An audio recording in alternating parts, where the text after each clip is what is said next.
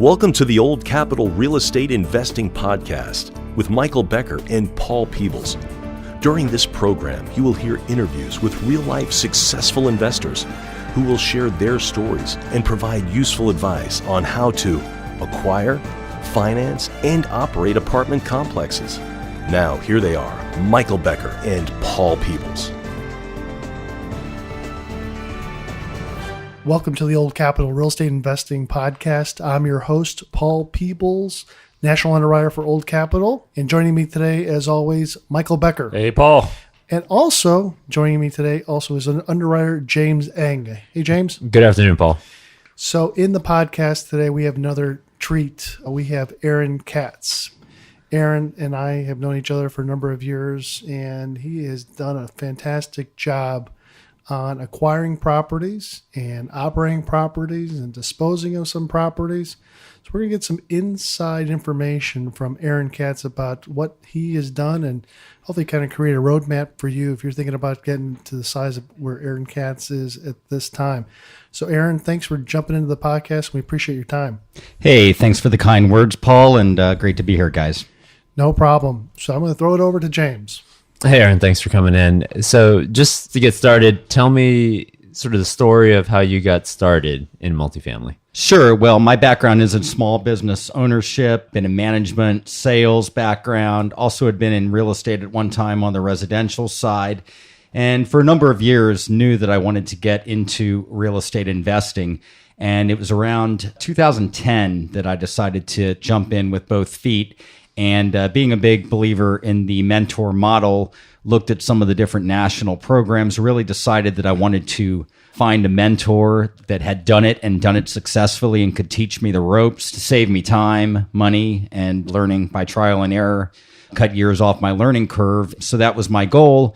And finally, in April 2011, took a weekend event taught by Brad Sumrock, who's a leading national multifamily educator, has a mentoring and education program. And that was my launch into the business about 6 years ago.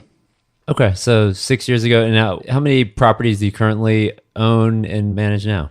Sure. Currently have 3. And as Paul mentioned, we sold 2 last year. The first 2 that I acquired back in 2012 and 2013.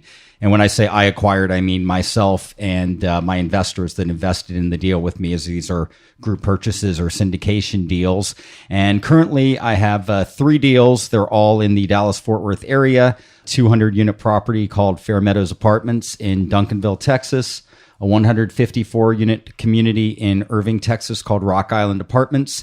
And just a little over a week ago on January 11th, acquired a B-class 1984 340-unit construction property called La Jolla Terrace Apartments in Fort Worth, right off of I-30. Boy, you're doing good. I like that. Thank you, Paul. Appreciate it. So man, I remember specifically a story about Aaron real quick. I remember Paul's old office. One, was it like a Tuesday or Wednesday evening? We came and sat down and you brought in 20 or 30 of your potential investors before you ever did a deal, talking about getting together. And a few months later, I think you got, was it Pioneer Villas? Pioneer Villas was my first deal. Acquired it in July of 2012. We sold that deal in August of last year. After 3 years and 1 month of ownership, investors realized a double-digit annual return during our period of ownership and approximately doubled their money in just a little bit over 3 years. And I'm glad you bring that story up, Mike, because this business is all about relationships and teamwork, and Old Capital Lending and yourself and Paul have been there, from the beginning with me. I actually worked with you on the loan for when I was at Wells Fargo. Yeah, that's correct, for Pioneer Villas. And Paul was somebody that certainly helped me along. I mentioned Brad Sumrock, who's still a mentor, and I'm still involved in his mentoring and education program, which is invaluable. But Paul was also willing to spend time with me and get me going down the road. And yes, would have meetings here at Old Capital way back when. So tell us a little bit more about that deal. So you bought it. You told us kind of when you bought it, when you sold it, but what was kind of the story behind your first deal, and what attracted you to it, and kind of what did you do to it to double your money in about 3 years? My target for the first deal was 60 to 100 unit deal. I really wanted to bring in third-party property management company to oversee it. I wasn't interested in self-management. That was nothing that appealed to me. Businesses that I'd been involved in the past, ran like businesses with a certain organizational structure like that. And I liked the third-party property management model, and that led to kind of the lifestyle that I want to have, and looking forward, kind of seeing the end goal when you're beginning. And so that was 60 to 100 units. I didn't really want to go above 100, it being my first deal, but I needed to have at least 60. So I looked at a few deals, and that one jumped out. It was a value play. Now we're going back to 2012. So we acquired that deal for, let me think, that probably 16, 17,000 a door, maybe. Yeah, I think it might have been like 19, I believe. But going back to that time, Sure. And we ended up selling that in the low 30s last year, and enjoyed great returns. Went in there, did some rehab work, brought up the rents, brought up the income on the property, and just oversaw the property well, managed it well. I had a management company in there that wasn't really doing the job, so I brought in another management company that actually met at an old Capital Lending holiday party. Appreciate that introduction, Paul, because that's been a very fruitful. It's always a good party to get an invitation to. Absolutely. Always a great time. So let's kind of go a little bit farther back. I mean, you're not from Dallas. You're not from Fort Worth. Where are you from, and why Texas? Sure. I grew up in the Washington, D.C. area. I grew up at the feet of an entrepreneur. Well, I'm a first-generation American. My father was born in Russia, emigrated to Chicago at first in 1960 with his family. Didn't speak a word of English. They didn't have a lot. He moved down to the Washington, D.C. area in 1964 when he was 18, and the rest of the family followed shortly thereafter. And he was just a hard worker, and he was determined to build and live the American dream, and had several businesses, retail type of businesses that didn't get off the ground in the 1970s. But then in about 1977, 78, he launched a company called Mattress Discounters, which grew and grew. Started out with 2 stores in Maryland, and my parents had divorced by that time. And my dad would have me on every other weekend, and I would spend time in the back of the mattress stores, helping out, rolling around on the mattresses and doing whatever I could just to be with my dad. But he was working 7 days a week to get it going. And that company eventually grew to become the largest bedding retailer in America. Wow, that's good. So you have a little entrepreneur in you, just like your dad has.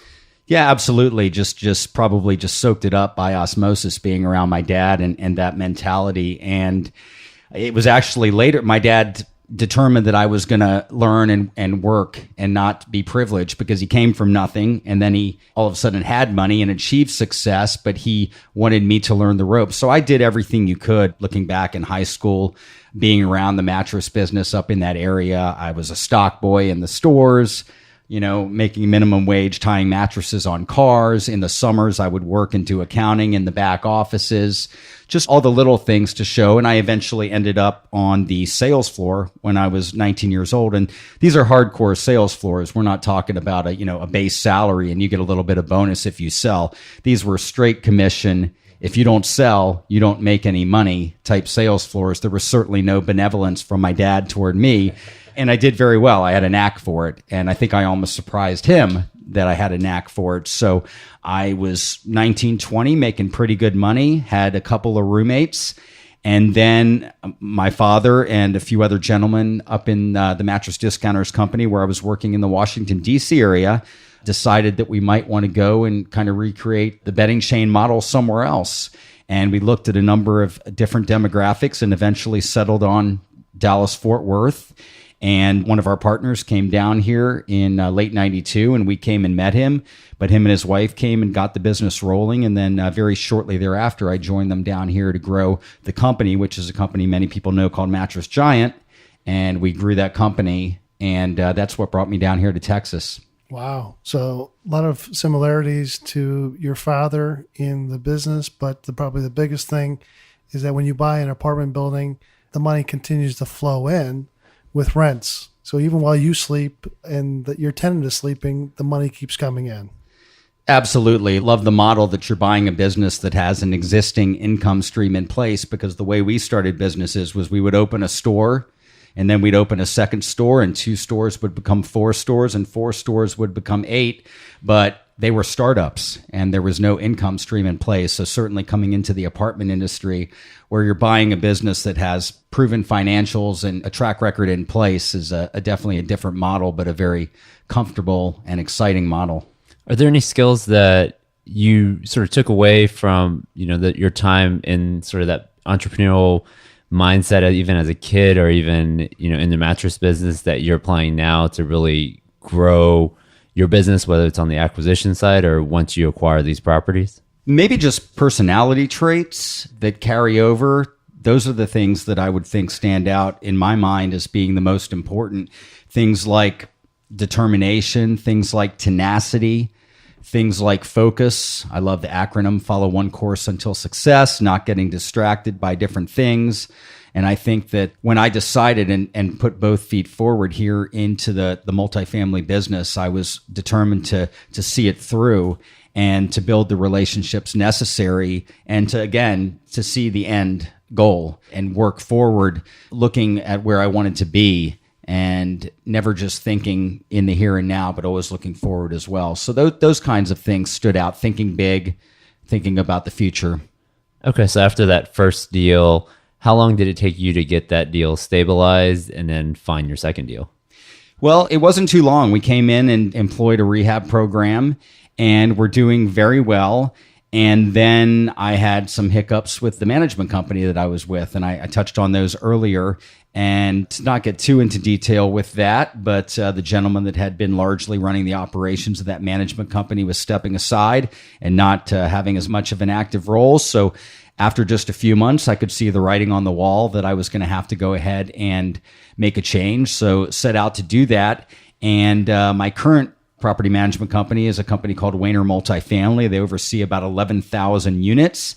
And they came in and did a really bang-up job because it was not a tough situation that they were walking into. But they really very quickly resurrected the property from the state the prior management company had left it in. And I've brought them in on all of my other Dallas-Fort Worth properties as well. So, and then obviously the market did very well. And with the continued improved performance on the property, we were able to really turn that property around and achieve ultimate success. Mike, I want to talk to you a little bit about that deal because you were the underwriter in the transaction. And so, Aaron has a good balance sheet, good net worth, but sometimes there's challenges on properties too. So he did an acquisition with a rehab component to the deal, and he didn't have any past multifamily experience. What made that loan happen? How did that happen? Paul's testing my memory too, because that was like 5 years ago. But my recollection was we were a little short on it, so we brought in one more person to come on and sign the note, and I was able to get it across the goal line. Is that what you recall, Aaron?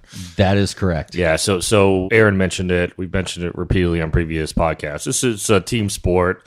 Everyone has different things they bring to the table, and sometimes it's just kind of like making a loan is like putting a puzzle together. You got little pieces here and there you got to put together to make it a complete picture, and that's what this deal needed. He had a third-party management company in place. They had investors to raise money, and he needed one more person to sign on the note, and that got it across the goal line. Yeah, it is a team sport. I mean, there's a lot of stress in these types of transactions, but we also try to help people put these transactions if we think there's a good quality general partner that needs some additional help. We try to marry people up and try to make sure it does make sense so we can get the transaction going.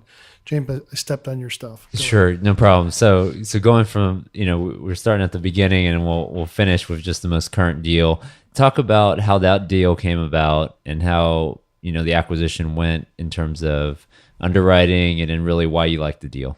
We're talking about the current deal that I just closed? Yeah, the one you just closed. Yeah. Okay. The seeds for that deal kind of started in the prior deal that I was chasing. I had done deals in the 150 unit to 200 unit range. I mentioned a couple of them earlier over the last year to year and a half. And that was kind of where my mindset was and what I was targeting. So last summer, I had a 213 unit deal in Arlington. I had an agreed upon letter of intent with the seller, and we were negotiating the contract. And usually, once you get to the stage of agreeing verbally upon an LOI, it's just a formality that you're going to proceed and be able to agree on the terms of a formal contract because you've agreed on all the major terms. And I began reaching out to my investor database, and the reaction was phenomenal. And I very quickly realized I had interest that was more than double what I would need in terms of capital for that deal. And then on that particular deal, the seller just got cold feet and decided, what I heard was that he wanted to retain the asset for cash flow. Kind of a blessing in disguise, though, because I realized at that time, well, wait a minute, I can raise a lot more capital than I previously could. My stock seems to have gone up based on some of the successes that I've had. And I determined that I was going to go now and step into bigger waters and target a bigger property. I started looking at a lot of 300 plus unit properties, which I wouldn't have done previously. And I also started looking at some of the B class properties and stepping out of the C class up into some of the 80s construction. And that kind of set the blueprint for that. And the particular broker that was representing the seller on the deal, I've had a great relationship with. I purchased a prior deal through them. And then later they sold that same deal for me just 2 years and 4 months later. Again, doubling investors' money. Who's the broker in that one? Sure, that would be Nick Fluellen and Bart Hoover with Marcus and Millichap. Love those guys. Came to consider them friends and had just like with everybody in this industry, have worked on building relationships, not just business, but also socially as well. I believe that people do business with people they know and like, and that's the long-term reputation and relationships that I want to build in this industry because I want to be here for the long term. Did you get any feedback from them when you went under an LOI or prior to the LOI that were you the highest price bidder out there? Were you in the middle of the pack? And why was that deal given to you? Well, I was not the highest priced bidder. I would say that I was in the top third of bidders initially. There were 15 offers. There was a lot of interest, 15 LOIs on this deal. And it came down to, I made it to the best and final, which is the final four they selected. And then the seller of that deal is a very experienced local buyer. They have thousands of units here in DFW, and I believe also Houston is primarily their focus. Austin. And Austin as well. Okay. And I was told that they wanted to have an interview. And I actually liked the process of having an interview with the seller.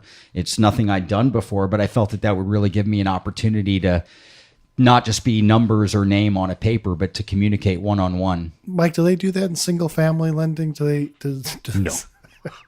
And you've done this a lot of times. Why does the seller want to interview the buyer? I think Aaron was probably going to get there here with the next words, but it's really, like you said, you see a piece of paper and you don't really know who the person behind the piece of paper is. So like Aaron said, it's an example for our opportunity for him to communicate to the seller, hey, I have my ducks in a row. I have my equity lined up. I have my debt lined up. I've seen the property. I've been out there with my management company. I've been out there with my inspector to do a cursory physical walk. This is what my capital budget is. These are things I'm expecting when I go do my physical inspection, and that you have spent some time and energy and forethought through the property. You're not just throwing a number against the wall and see if it's going to stick, that he's committed to the deal, and he, if he's awarded it, he's going to follow through, do what he says, and close on the transaction. Absolutely. And then also don't try to retrade the deal on that call, right? Yeah, so I'll take a minute. So we sold a property not that long ago, and I swear we asked the buyer of this property what his capital budget was, and the answer back was none of your business. And that was like just about floored me that a potential buyer of a property would tell me that on a call. I mean, that's the wrong way of handling it. And I'm so when you're asked questions like that, what were some of your responses there? And I mean, what did they ask you on that interview call when they were determining which potential buyer to choose their offer? A lot of the things you just said, Mike, and one of the things that Paul mentioned, Paul asked where I was in terms of offers, and I was in the top third, but I very quickly learned that it was not a level playing field because I was told, and I'm playing with the big boys now, we're talking about a 300 plus unit B-class property. Yep. It's a different world than the C-class properties and a smaller number of units. So I was told that I'd be competing against some buyers that already had all of their equity sitting in an account ready to go. Now I have a database of 1,000 investors, and I was very confident. I had no doubt that I could go out and raise the capital for the deal, but I had to communicate to the seller, hey, if you go with me, And I'm going against people that already have the equity sitting in an account. So that the seller's taking a little gamble in trusting on me. So I knew that I had to, of course, answer all of the questions that Mike just mentioned and show them that I was competent, that I knew what I was doing. But I also went into that call knowing that I had to make a real personal connection with this seller. These are experienced buyers and sellers in the industry. And kind of going in, I wanted them to see, hey, maybe this is a younger, and I think these guys are actually a little bit younger than me, but so I use that term differently. But I wanted them to see that, hey, maybe this was me years ago, and I'm going to give this guy a chance to come up because I like him, and I think he's going to do what he says he's going to do in terms of getting this deal closed and raising the capital successfully. I think it's going to be a smooth transaction. I like to think that I'm an easy guy to deal with. I believe in the win-win philosophy of doing things. Sometimes you have to be tough, but I always believe in being fair and being reasonable. And that's the way I approach my transactions, because I think that people that try to burn through a transaction and just go for the win on their side, well, they're probably they could be one and done or not do too many deals, because especially here in the DFW multifamily industry, I think word travels fast on who's difficult to deal with. And I never want to be that guy. So maybe get off on a bit of a tangent, but we had a great 30-minute conversation. I was the first interview that day, and I knew I was first, and I wanted to be first because I wanted to set a standard to where they were kind of comparing everybody they interviewed after with, yeah, but I still think I kind of like Aaron Katz a little bit better. He had an energy and enthusiasm that I liked, and I think that's the way the call ended, and I felt very positive after the call. And in fact, I love the process so much that on future deals that I'm competing on, I'm going to actually request, even if the broker doesn't propose it, to have a one-on-one call with the seller, because I really do want to come off of the paper. I don't want to just be numbers on a paper. I want them to know who the guy buying the deal is and why I have a passion for their deal and what my vision is. Did they allow you to have non-hard money into the transaction, or when did your money go hard into the transaction? No, this was going to be looking at a deal this size in the B-class demographic here in Dallas. There was definitely going to be a hard money component at the day of contract execution, and then probably a larger component at the end of the due diligence period. And it very quickly became apparent that although on my initial LOI, I had a financing contingency, that for me to get the deal and to compete with the other offers, that I was going to have to waive the right to have a financing contingency. And that's where you, Paul, come in, because you hooked me up with a lender, and we had multiple conversations, because I had to have a really good handle on the fact that, okay, if I'm moving forward and I have money going hard into this transaction at day of contract execution, which means that the rest of it now goes hard at the end of due diligence, if I'm waiving my financing contingency on the deal, I had to have a reasonable amount of assurance that as long as I went forward and put together a key principal group that the lender would be happy with, and I had no doubt and complete confidence in myself to do that, that the financing was not going to be a problem. Yeah, the pursuit costs could be several $100,000. The money that you have to raise, could be several hundreds, millions of dollars into the deal. So you got to understand that your financing is critical and crucial to your success. So like Aaron, we had to make sure the lender was on board and for an 80% loan. So because we don't want to get surprised at the end. There are sometimes there's surprises that happens, but we just want to make sure that we have the greatest amount of knowledge up front. Anything more to add to that? Was that the first time that you had to go hard? So that was your fifth transaction? The other four, did you have to go hard out of the gate on any of those? A small amount on one other deal. The last deal I did, Rock Island, but very small compared to the amount of hard money that we're talking on this 300 plus unit B-class deal. So I've been there, so I can empathize. How was it mentally? That's human beings, so you have emotions along the way, and you have fears and anxieties and stuff. So how did that compare compared to one of the previous transactions you did mentally going into it? I mean, what did you do differently, and how did you feel differently? No, that's a great question. And I'm constantly working on my mental approach and trying to embody more. I believe to have more, you have to become more. So getting over that hurdle was tough. And I had conversations with the broker that was representing the seller. And, he kind of helped me to see things. I mean, he's representing the seller, but I have a prior relationship with this broker. And he got me to see that, look, Aaron, do you believe in this deal? You have a really good handle on the fact that you're going to get financing.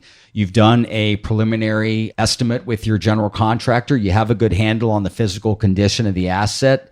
So what are you afraid of moving forward? Because the only thing that then it falls on me. You think you can raise the money? Do you think you can close the deal?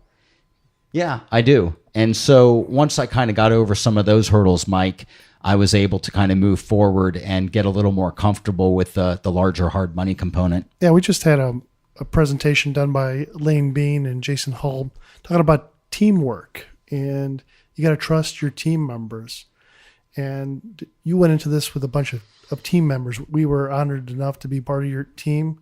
Tell me a little bit more about some of your team members on this acquisition. Sure. Well, I mentioned my general contractor. I work with a gentleman that has been here in the multifamily industry for a long time, a guy named Brian Amos, Old Capital Lending, also a team member. I had done a prior deal with the lender, so I had a really good comfort level with the lender, and in particular, the gentleman that I dealt with at the lender, and a legal team here that goes the extra mile for me, that I have a great relationship with. I mentioned my mentor, Brad Sumrock, before, always there for me to reach out and bounce things off of him. And I'm probably forgetting one or two other people, and an insurance broker that I met through Paul Peebles. So I had a really good handle on the insurance going in. Your operating budget from your management company as well. Right? There you go. And that's huge. Working with Wayner Multifamily, obviously, the more deals that I continue to bring under the Wayner Multifamily umbrella, the more they're willing to work with me on the front end of new potential acquisitions, because they know it's not a question of if Aaron Katz is going to get another deal. It's just a question of when and which deal it's going to be. So we run numbers and underwrote a lot of deals that I didn't either end up offering on or didn't end up getting for one reason or another before we ended up securing La Jolla Terrace under contract. So yeah, absolutely. The management company working with me on the front end was absolutely critical. Let's jump back for a second. So when we're talking about, a lot of people want to be general partners, they want to, step up and start buying their own deals, and you having to put up that hard money. Part of that component was not only the debt that, Old Capital can provide, but then also the equity piece. So how was that in terms of the equity raise? What are equity investors looking for in today's market, and how were you able to raise that amount of equity in a short amount of time?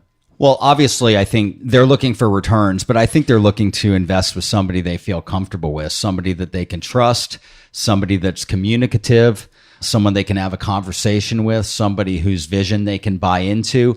So I always believe in forming really strong relationships. I hope that's coming through in terms of working with a team, but it also comes through on the equity raise and all of the people that I mentioned that are in my investor database that I've taken time over the last 6 years in this industry to cultivate one-on-one relationships with. So there are definitely some standards of return. They're typically looking to see at least an 8 to 10% or more annual cash-on-cash return. And I think they're looking to see at least an 80 to 100% return in a 5-year or less period. And generally, my model is to hold the deal about 3 to 5 years. So those are some of the things. But I think more than anything, they're looking to invest with a person. It's not just the deal, but it's who's the person that's going to be in charge of overseeing this deal and leading it to success. That reminds me of one of the things I like to say. So I think Aaron's a good example of someone that's done this, and doing these deals, being in this business and growing in this business is kind of like climbing a ladder. You had to do it one rung at a time. And Aaron started with a 90 unit deal, went to, what was your second deal? 116 unit deal. And then your third deal was 200, and your fourth deal was 154 was a loan assumption in the area. And then now the last deal was 340. So he couldn't have done the 340 if he didn't do the first deal or the second deal. He wouldn't have been in this position if he didn't have a previous relationship with a listing agent, like you mentioned, that he bought a deal off of and then subsequently sold that deal with them. He wouldn't have had an advocate in that room on that call with that listing agent, which I'm sure was one of the most critical components for you to get in that position and get the information you need to know to adjust your offer and get it accepted. So it's just a lot of people want to get in the business. They want to grow. They get frustrated with the pace it takes or some things you have to do, but you just can't skip a step along the way, or you can't shortcut this business a lot. Most of the time, you got to go through the the process and the offers. And he's, if nothing else, you got to give Aaron credit. He's tenacious and he stays after it and he's focused and he just keeps working, and eventually we'll get to results. So that's what I've observed from my 5 or 6 years that I've known you, that you've really kind of stayed after it and you're very, very persistent. If there's nothing else, you're persistent. Thank that you, is Mike. for sure. So Is there anything, a lot of people aspiring to be, Aaron Katz in 5 years, maybe 1 or 2 habits that you have maybe on a daily or weekly basis that contributed to your success so far? Sure. Well, I think positive expectation is one of them. I set a goal and I really believe that I'm going to go out and achieve that goal. And that's the thought that I keep in my head. I don't let any obstacles that come up, any speed bumps that come up along the way. Look, I know they're going to be there. I know they're going to happen, but I'm always focused on the end goal and looking forward with the positive expectation that I'm going to achieve whatever it is that I set my mind to. And I think that's been a key component of my success. Mike mentioned it. I have it written down here on my paper, but then Mike just happened to mention it without even seeing it. And I wrote up this paper this morning, and that's tenacity.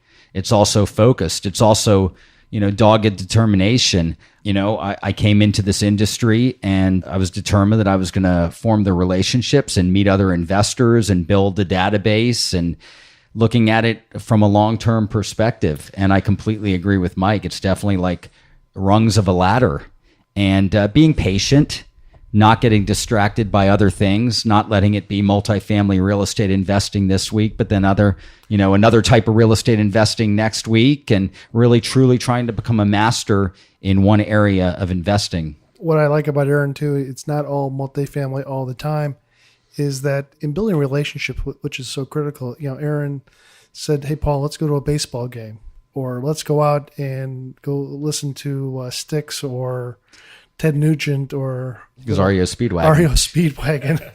By the way, I have a 7th row center tickets. Do you want to come? Oh yeah, I'll go to that. We had a good time. That's right. So building relationships outside the multifamily, but with critical people that are helping you towards your success, I think is a critical thing. And Aaron has done that as a masterful person. So a lot of it you talked about was mindset, right? So in this business, we're constantly learning. Is there anything maybe in the past 6 to 12 months that maybe you changed your mind about in multifamily? Maybe there was some sort of, you thought coming into this business, it was a certain way, and now, you learned something different through all these deals. Well, what I wrote down, kind of thinking ahead to that, was just continually expanding to think what is possible and kind of embodying what you want to achieve. If you'd asked me a year ago if I was going to close on a 340 unit B-class property, maybe a year ago, I wouldn't have thought that that was possible, because I would have maybe thought about who I'd be competing against, maybe institutional type of buyers or REITs or different things, and not just a guy like myself that's going to do a group purchase syndication and go out and raise capital from individual investors. I mean, this particular deal, I raised $7 million from 74 investors, 74 either sophisticated or accredited real estate investors. So certainly that is something that I had to wrap my head around. So that's it, just continually growing and expanding in my mind what is possible and what it is that can be achieved. That's what I think has changed over the last year, and I expect that to continue to happen moving forward. Who knows what the future holds, but I'm certainly excited and up for any opportunity that is in my way, and we'll tackle it with the same positive expectation that I can get it done. If you could go back, let's say 5 years ago, to that first deal, knowing everything that you know now, what would you tell yourself? I don't know if I would really do a lot differently. I mean, certainly there's Maybe certain what advice operational. would you give yourself if you were... Stay patient, stay focused, continue to build relationships. Like Paul mentioned, it's, I believe in this industry that you have to be friendly. You have to build these relationships and get to know people outside of just talking about real estate. All of the relationships that I have with brokers in the industry, with all the different team members, if all we ever talked about was real estate, we probably wouldn't have gotten to know each other, and they wouldn't know and like me. But, maybe we do fun events, a concert or a sporting event, or we get together and have a great dinner somewhere, and we talk about our families, and we talk about our lives, and we talk about, just the things that go on day to day. So I just think that can't be overlooked. Also, working in this industry, I would say that, initially I've just come to really embrace the concept of the win-win.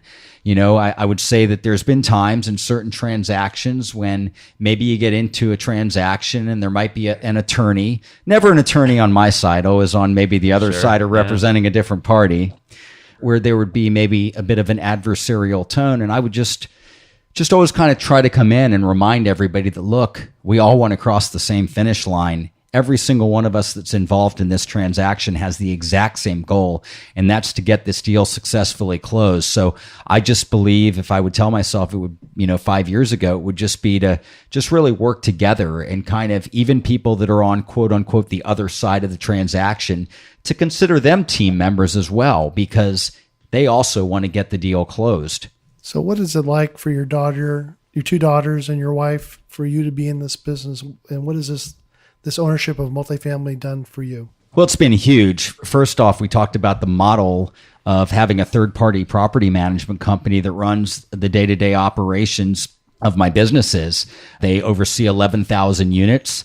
They know more about the day-to-day operations of how to run a multifamily property successfully than I ever would, and I have a lot of faith in them. I'm in constant communication with them, and obviously all of the big decisions get run through me, and I'm obviously reviewing financial reports, and I make sure that they perform up to the expectations that we've worked out together for them. But they also free me up to live a life outside of real estate, so that I love a book, Michael Gerber, E-Myth. It's a classic and I love it. And he talks about working on your business, because if as an entrepreneur, you're constantly working in your business, you're never going to grow your business. If you have a storefront, you're never going to grow it bigger than that one storefront. You're never going to have many stores. If you relate that to the apartment business, if you're so down in the details of your one apartment community, you're probably not going to get a second and a third and a fourth. And you have to trust your team members to perform. On your keychain with your car keys, do you have any keys to any of your apartment buildings? I don't, no. Not a one. If I'm going to go by the apartment communities, I need to make sure there's a staff member there. We have owners meetings there sometimes, and I need to make sure there's a staff member there to let us in. I don't. So looking back to what it's done for my family, is it's freed me up. When I'm in the process of acquiring a deal, like the deal I just closed last week, it can get quite busy and it gets quite involved, but it's for a very short period of time, a 2.5 to 3 to 4 month period of time.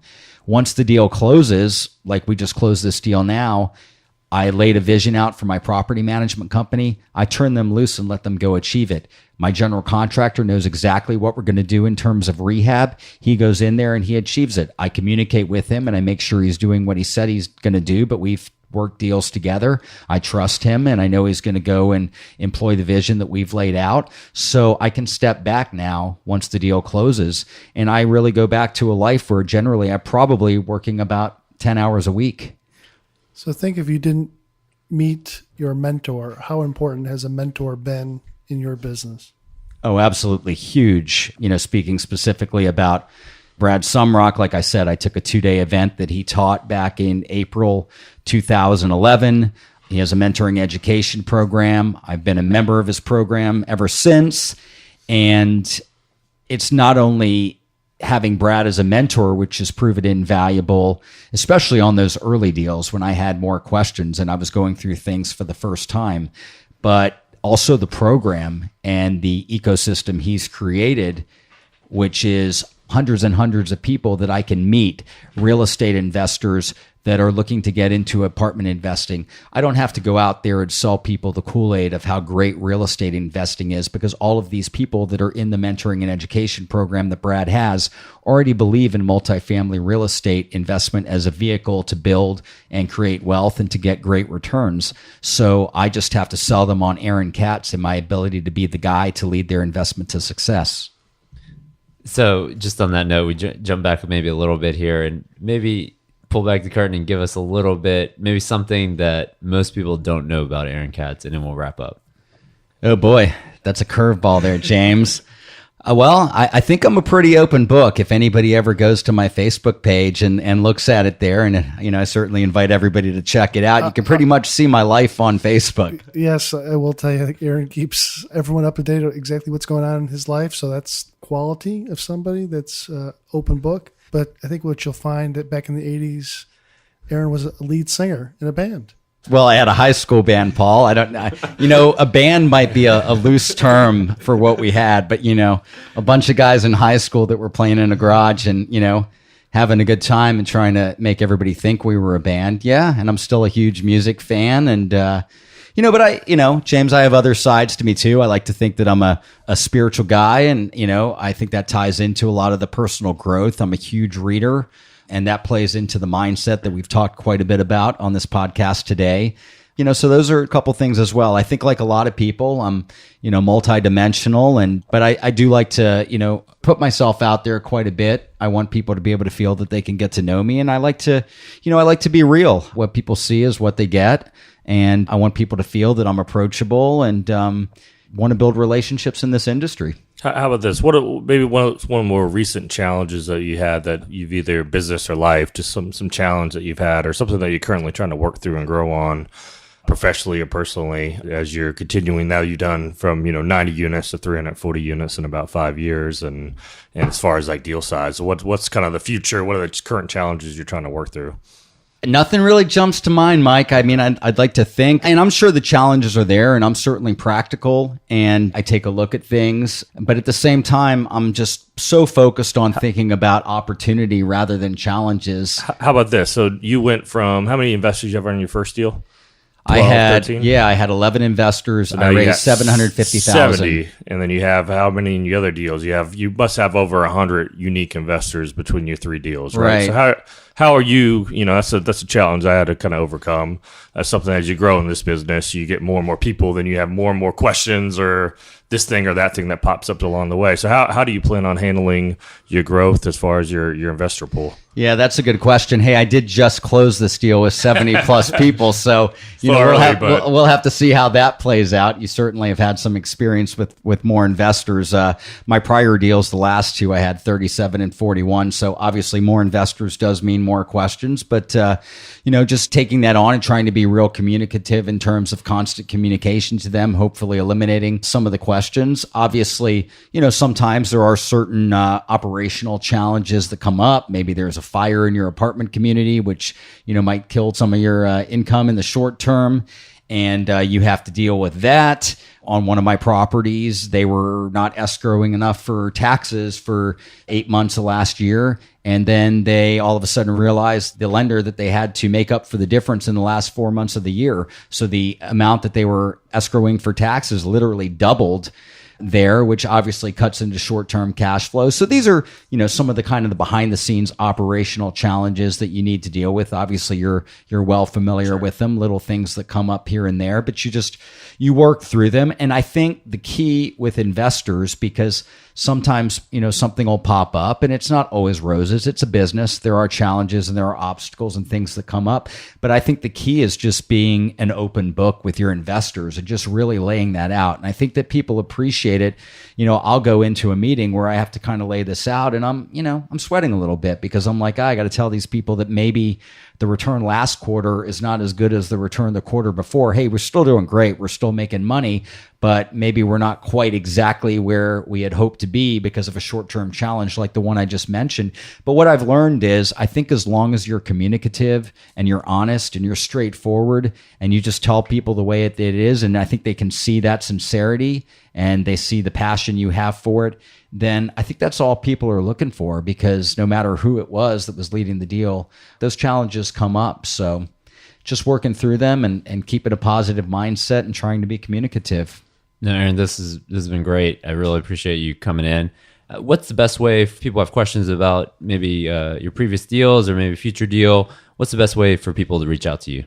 Sure. Well, I'd certainly invite people. They could email me at aaronkatz2015@gmail.com. And I've already mentioned Facebook. I would certainly welcome anybody to go ahead and send me a friend request on there. If I don't know you and you're hearing this podcast, I'd ask that maybe you send me a message on Messenger through Facebook that you heard me on the podcast, and that's why you're sending me the friend request, so I know who you are, and be happy to accept it. And you can keep up with what I'm doing on there. I'm also, like I said, very involved in the mentoring education program of Brad Sumrock, who holds events regularly. So I'd invite anyone to come out and check out one of those events. Whenever anybody asks me how to get started in the business, the only way I can tell them how to get started in the business is the exact way that I did, and that was by attending an event that Brad taught. And, you'll still find me at those events. That's it. No, it's been interesting to see you grow. Like I said, Paul and I'll still remember that day and Paul's office, years ago. So not where we sit currently, and the 15, 20 people you brought in, and kind of you had zero, and now you've done, well over 1,000 units in your professional career. It's great to see you grow and stick with it. And we definitely appreciate you coming on the podcast today and sharing your story with everybody. If anyone want to learn a little bit more about us, you certainly come visit us at oldcapitalpodcast.com. If you want to get a copy of our white paper, there's a contact us section on oldcapitalpodcast.com. It's put in there. We have a 15-page white paper about how you get started, kind of multifamily finance 101, and kind of go through the basics of apartment finance. Paul, anything else to add? Mike, talk a little bit about Ask Mike Mondays. So we're trying to get out more content, and we're going to start doing 2 podcasts a week instead of 1. So we're going to have a shorter version on Monday where Paul asks a listener's question of me, and then we kind of toss it back and forth a little bit and try to answer some listener questions. So again, if you guys have questions too, you want to get answered, certainly go to the Old Capital Podcast webpage and go to Contact Us. You can just type a question for Ask Mike Mondays. Perfect. Ask Mike Mondays. Don't forget about that. James, anything? And if you like what you're hearing, it helps, obviously, if you rate us in iTunes with 5 stars and give us a review. That allows us to bring more guests and give us more exposure. Sounds good. I want to thank everybody for coming to the Old Capital Podcast. James Eng, thanks. Michael Becker, of course. And now Aaron Katz, thanks for hanging out. And congratulations on closing that big transaction. Thank you very much. A lot of fun, guys, and hope to come back sometime in the future and talk about more acquisitions. Excellent. Yeah. Thanks. Thanks for listening to the Old Capital Real Estate Investing Podcast. Please join us at oldcapitalpodcast.com to sign up for our weekly email updates. We'll see you next week for another great interview.